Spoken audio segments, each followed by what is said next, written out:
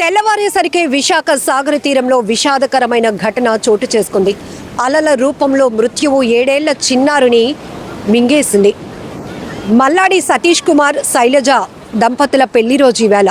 వారు అగనంపొడి గొల్లవానిపాలెంలో ఉంటున్నారు. అయితే నిన్న విశాఖ సిటీకి వచ్చి ఈ రోజంతా సరదాగా గడిపి ఇంటికి వెళ్దామనుకున్నారు. ఆ ఇద్దరు భార్యాభర్తలు తమ కూతురు కొడుకుతో పాటు నిన్న విశాఖ సిటీకి వచ్చారు. వైజాగ్ బీచ్ దగ్గర ఉన్నటువంటి ఒక టెంపుల్కి కూడా వెళ్ళారు.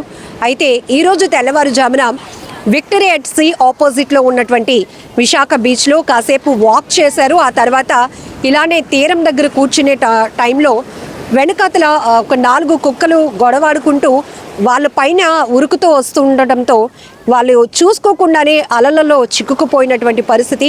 ఆ ఇద్దరు పిల్లలు కొట్టుకుపోతున్న సందర్భంలో వారిని కాపాడే క్రమంలో ఆ తల్లిదండ్రులు కూడా అలలలో మునిగిపోయారు. ముగ్గురిని రక్షించినప్పటికీ కూడా 7 ఏళ్ల మల్లాడి శ్రీపాద సూర్య మాత్రం అలల ధాటికి ఊపిరాడక ప్రాణాలు విడిచినటువంటి ఘటన. ఒక్కసారిగా ఆ కుటుంబంలో తీవ్ర విషాదం నెలకొంది.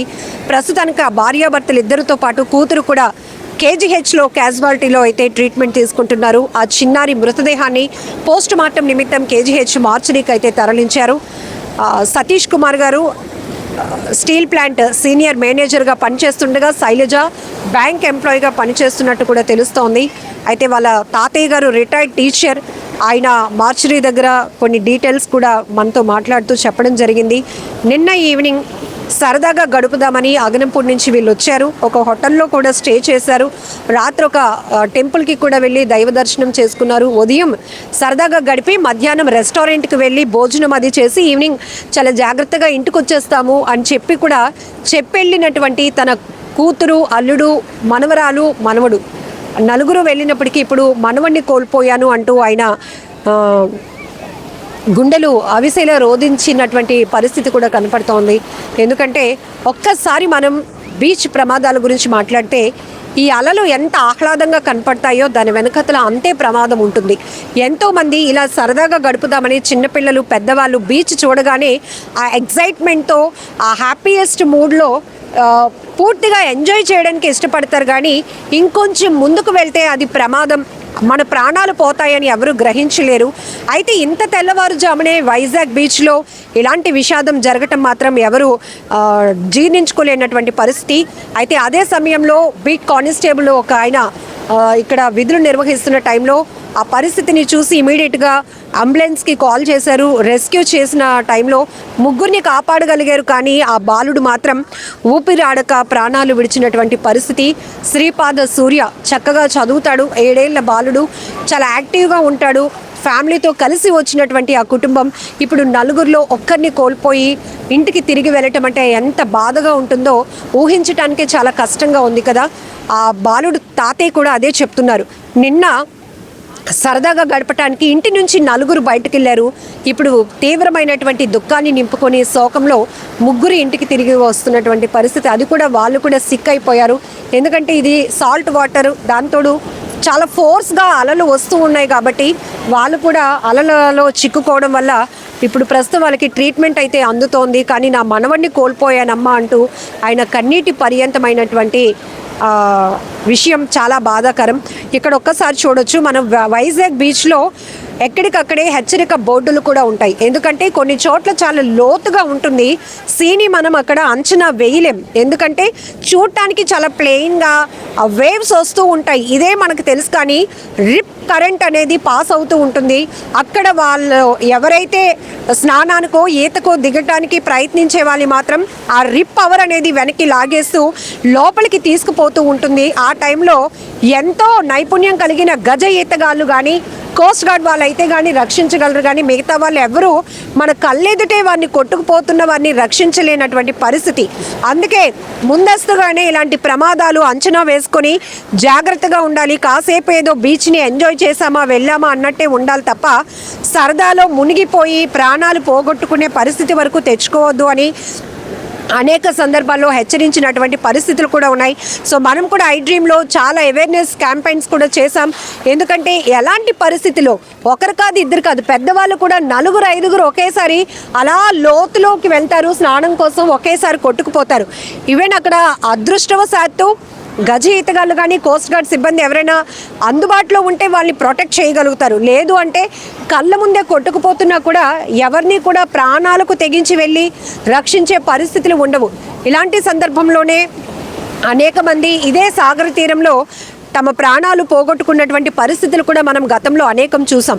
ఈవెన్ తూర్పుగోదావరి జిల్లా కడిమిలంకలో కూడా గోదావరిలో ఈతకు దిగి ఎంతమంది ప్రాణాలు కోల్పోయారు యువకులు. ఆ విషయం మనకందరికీ తెలుసు.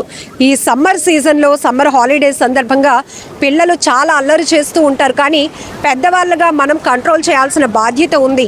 అయితే ఇక్కడ మాత్రం వాళ్ళు పాపం ఇలా ఒడ్డునే కూర్చున్నారంట, కానీ కుక్కలు అక్కడ గొడవాడుకుంటూ వాళ్ళ మీదకు దూసుకురావడంతో ఆ భయంతో వాళ్ళు ముందుకు ఉరికి ఇలా అలల దాటికి చిక్కుకుపోయారు. కానీ ఆ బాబును మాత్రం ప్రాణాలతో కాపాడలేనటువంటి పరిస్థితి. తీవ్రమైనటువంటి దుర్ఘటన ఇది. ఎందుకంటే ఇంత పొద్దున్నే ఇలాంటి ఘటన జరిగిందా అంటే ఎవరు నమ్మలేకపోతున్నారు. కానీ అనేక ప్రాంతాల్లో బీచ్ ప్రమాదాలే కాదు, నీటి ప్రవాహంలో కొట్టుకుపోయి చాలామంది పిల్లలు పెద్దవాళ్ళు కూడా ప్రాణాలు కోల్పోతున్నారు. యువకులు చేతికి అందొచ్చినటువంటి బిడ్డల్ని కోల్పోతే ఆ కన్న తల్లిదండ్రుల బాధ ఎలా ఉంటుందో కూడా మనం మాటలో చెప్పలేం.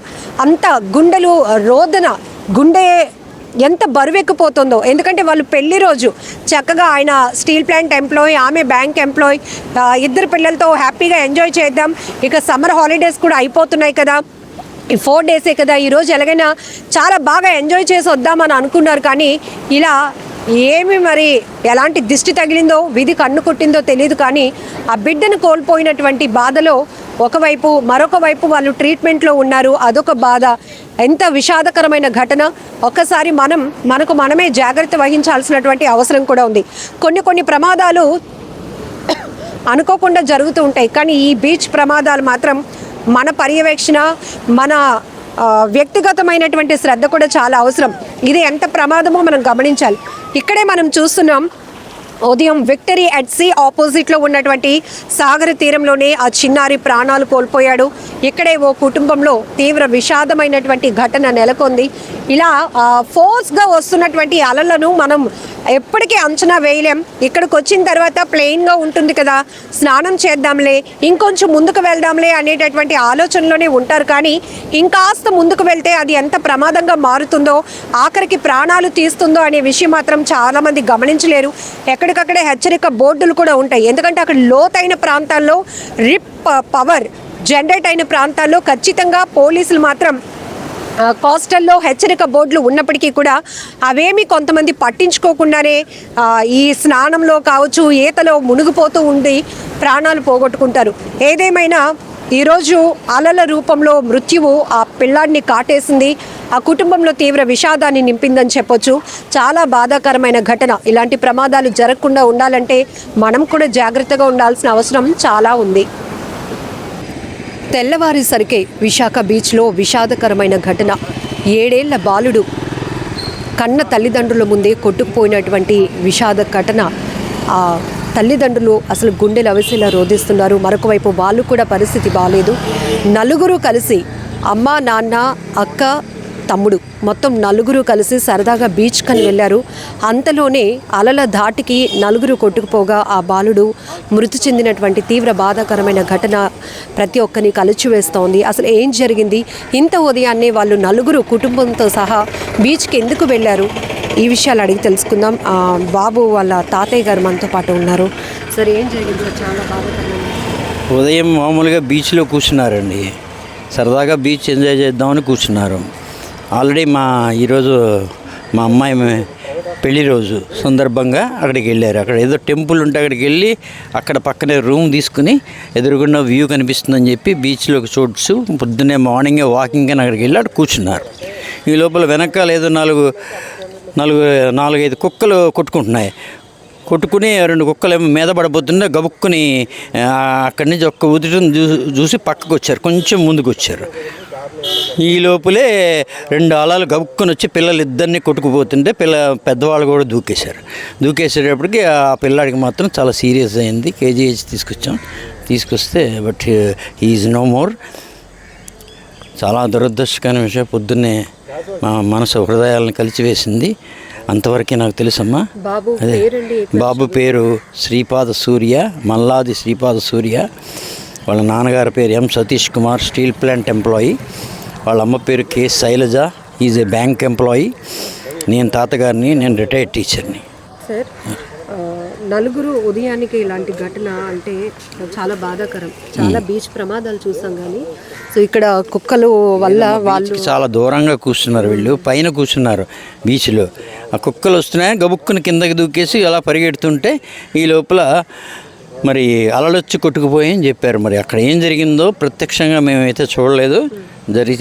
వాళ్ళు చెప్పిన, వాళ్ళ అమ్మ వాళ్ళు చెప్పిన విషయం అది. ఫ్యామిలీ అంతా ఎక్కడ ఉంటున్నారు సార్? ఎందుకు ఫ్యామిలీ అగనంపూడిలో ఉంటున్నామమ్మా. అగనంపూడిలో సూర్య టవర్స్ అని చెప్పి హాస్పిటల్ రోడ్లో ఉంటుంది. ఆ ప్లాట్ 204లో ఉంటాం మేము యాక్చువల్లీ. మామూలుగా ఈసారి ఏంటంటే ఇవాళ సెలబ్రేట్ చేసుకుందామని ఇక్కడికి వచ్చారమ్మా సరదాగా నలుగురు కలిసి. పిల్లలుగా హాలిడేస్ కాబట్టి సరదాగా వాళ్ళని కూడా తీసుకెళ్దామని వచ్చారు. మీ అమ్మమ్మ తాతయ్య కూడా పైనే ఉంటాం, అయినా నలుగురు వచ్చారు సరదాగా. ఇలా జరిగిందని అనుకోకుండా ఇలా జరిగింది. చాలా దారుణంగా జరిగింది, చాలా బాధగా ఉందమ్మా. ఎందుకంటే ఏం చెప్పలేను.